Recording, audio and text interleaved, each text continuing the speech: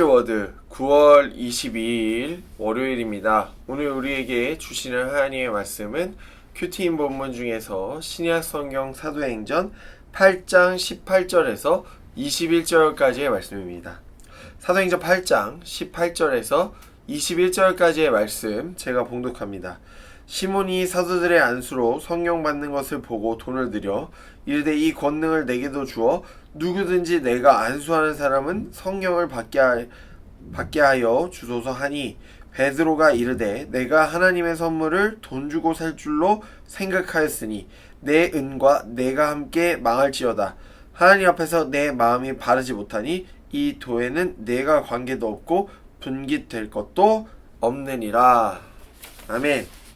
자, 오늘 말씀의 제목은요, 마음이 바르지 못하니 라는 말씀의 제목으로 하나님께서 주신 말씀의 은혜를 여러분들과 함께 나누도록 하겠습니다.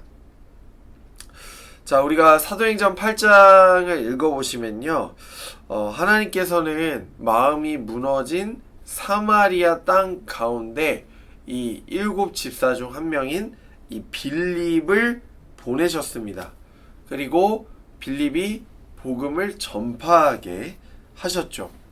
여러분, 그 결과로 인해서 사도행전 8장 앞부분의 내용을 보시면 사마리아 성읍에 기쁨이 넘쳤다라고 이렇게 성경은 기록을 하고 있었어요. 자, 그런데 기쁨이 넘쳤지만 그 뒤에도 행복한 이야기가 이어지면 좋은데 그렇지 않았죠. 문제가 발생하게 됩니다. 문제는 뭐냐 하면 당시 이제 마술로 사람들을 미혹시켰던 시몬이라는 사람이 살고 있었어요. 자, 이 시몬이라는 사람은요, 사람들을 현혹시키면서 스스로 약간 위대한 인물, 어떤 큰 인물, 유명 인사처럼 행동하고 살았던 거죠. 그러다 보니까 이제 많은 사람들은 이 시몬을 분별할 능력인, 영적인 능력이 없었어요. 시선이 없었습니다. 그냥 이 사람이 하는 게 다 좋은 거예요. 그러다 보니까 계속 시몬에게 마음이 가고 마음이 쏠리고 어떤 매혹적인 것, 주술적인 거에 신경을 쏟게 만듭니다. 그런데 여러분, 복음이 그 땅 가운데 전파되자마자 다른 사람들도 물론 변했지만 오늘 말씀에 등장하는 이 마술사 시몬도 변화하게 되는 거죠. 13절 말씀을 보시면 시몬이 복음을 듣고 이 받아들이는 내용이 이 사도행전 8장 13절에 나옵니다. 물론 여기까지 참 귀하죠. 복음의 능력이 이렇게 대단하구나, 한 사람을 변화시킬 수 있구나 라고 말씀드릴 수 있겠습니다. 그런데 이 소식을 듣고 감사한 것은 베드로와 요한, 그러니까 사도들이 기쁜 마음으로 사마리아 땅으로 가게 된 겁니다. 원래 이제 유다 백성들은 사마리아 땅으로 잘 출입하지 않았어요. 그들이 굉장히 깊은 갈등과 감정의 골이 깊게 배어 있었기 때문입니다. 그런데 내려가요. 사도행전 8장 14절 15절 말씀을 보십시오. 예루살렘에 있는 사도들이 사마리아도 하나님의 말씀을 받았다함을 듣고 베드로와 요한을 보내매 그들이 내려가서 그들을 위하여 성령 받기를 기도하니 라고 이렇게 8장 14절에서 15절 말씀에 이렇게 나와 있어요. 자, 왜 내려갔냐 사도들이? 왜냐면 빌립은 아직 그 직분이 집사님의 직분이었기 때문에 그 사마리아 사람들에게 세례를 줄 수 없었습니다. 그러니까 복음을 전할 수 있지만 정식 교인입니다, 당신이 그리스도인입니다 라는 그 공인할 수 있는 게 세례였기 때문에 세례를 함부로 줄 수가 없었어요. 그래서 이 사도들이 사마리아 땅으로 파견이 된 겁니다.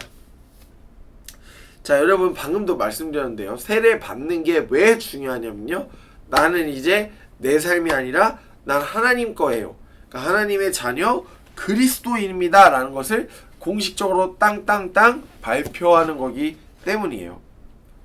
자, 그런데 시몬이 이렇게 다른 사람들, 사마리아 사람들이 세례받는 것을 보고 자기도 뭔가 하고 싶은 거예요. 그러니까 자기도 세례만 받고 이제 그리스도인이 되는 게 중요한 게 아니라 자기는 예전에 이제 사람들이 이목을 끌었던 사람이었기 때문에 나도 저렇게 세례를 주면 또 이목을 끌게 되겠지라는 그 마음이 한 구석에 있었던 것 같아요. 그래서 시몬이 베드로에게 이제 말하게 되는데 사도행전 8장 18절에서 19절 말씀을 세 번역 성경으로 제가 읽어보겠습니다. 자, 시몬은 사도들이 손을 얹어서 성령을 받게 하는 것을 보고 그들에게 돈을 내고서 말하기를 내가 손을 얹은 사람마다 성령을 받도록 내게도 그런 권능을 주십시오 라고 하니 이렇게 나와 있어요. 자, 여러분, 시몬은요 분명히 예수 그리스도라는 복음을 듣고 그의 삶이 변화가 되었지만 여전히 그의 마음 한구석에는 영적인 권능과 명예와 영향력을 가지고 싶었어요. 여러분, 이렇게 영향력 있는 사람이 되면 좋지만 이 중요한 것은 이 시몬이라는 사람은요 그게 더 중요했어요. 그래서 사실 사고 파는 수단으로 이 영적인 권능, 명예, 영향력을 생각했어요. 그러니까 돈 주면 살 수 있다. 여러분, 이것은 순수하지 못하죠. 그러니까 올바른 의도는 아닙니다. 그래서 베드로가 이 시몬이 가지고 있는 오해를 똑바로 잡아주게 됩니다. 뭐라고 말하죠? 오직 성령을 받게 되는 것은 하나님의 은혜요 그것이 선물이다 라고 베드로는 가르쳐주고 있어요. 자, 여러분 기억하실 수 있길 바래요. 성령의 선물, 은사들은요 돈이나 조건으로 살 수가 없어요. 값 없이 각 사람의 분량에 맞게 주어지는 하나님의 선물이고 은혜죠. 그렇기 때문에 하나님이 주시는 것들은 거래의 대상이 될 수가 없습니다. 사랑하는 여러분, 바라기는 이 저와 여러분이 늘 하나님 앞에서 순수한 마음을 가지셨으면 좋겠습니다. 하나님 앞에서 순수한 마음을 갖는다는 것은 어떤 의미일까요?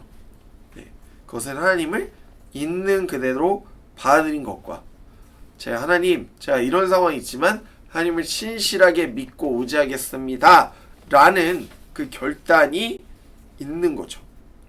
여러분, 신앙의 생활은요 단순히 이 행위만 중요한 게 아니라요 먼저 뿌리와 그 근본이 중요해요. 우리가 교회에서 섬길 때도 마찬가지로 이 내용이 적용이 됩니다. 여러분, 나만 자랑할 수 없고 나만 빛날 수가 없어요. 이 섬김을 왜 하냐?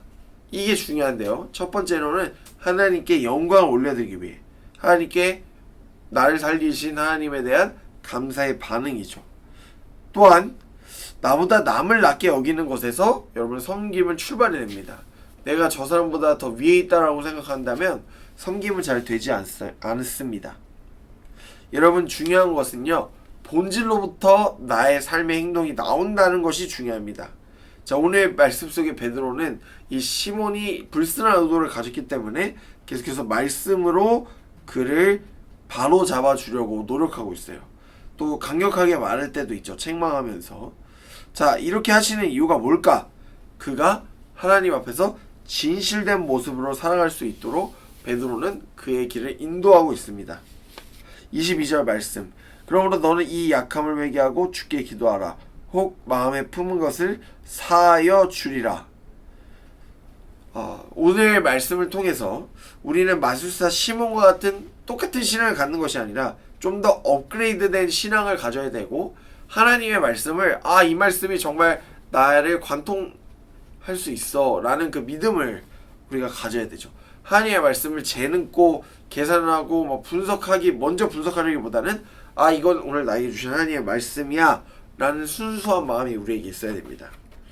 나아가 신앙생활을 하면서 여러가지 혜택, 세상의 이익을 먼저 추구하는 것이 아니라 하나님의 말씀을 마음에 품고서 나아가실 수 있길 바랍니다. 오늘 하늘도 하나님을 향한 거짓된 마음과 위선의 마음이 아니라 순수한 마음을 품고서 나아가는 사랑하는 예능의 모든 청년들이 되시길 주님의 이름으로 간절히 축복합니다. 말씀을 기억하며 기도합니다.